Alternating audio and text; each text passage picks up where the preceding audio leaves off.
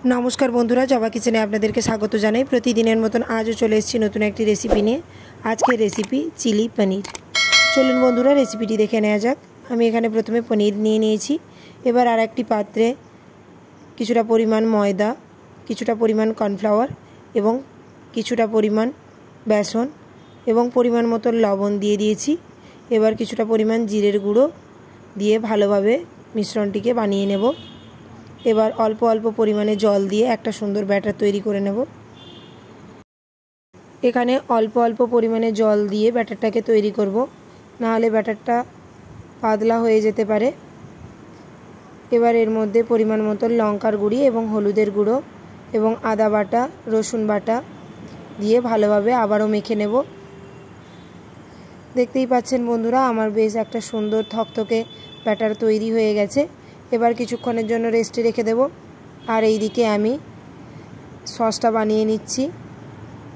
आमी एखाने टमेटो सस एबं सया सस निये निয়েছি। एबार आगे थेके जे पनिरगुलो रेखे दिएছিলাম सेई पनिरगुलो ओई बैटारेर मধ্যে दिए देब एबं सुंदरभावे मेखे एकटार पर एकटा गरम तेले भेजे नेब। एरकम डुबो तेलेई भाजते होबे, ताहले पनिरगुलो बेश सफ्ट होबे। देखतेई पाच्छेन बंधुरा आमी जेभाবে भेजे निচ্ছি आपनाराও এইভাবে उल्टे पाल्टे भालोभाবে भेजे नेবেন।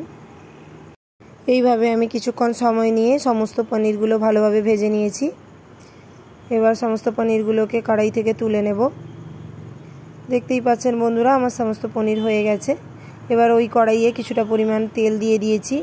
এবার এর মধ্যে রসুন বাটা, आदा बाटा,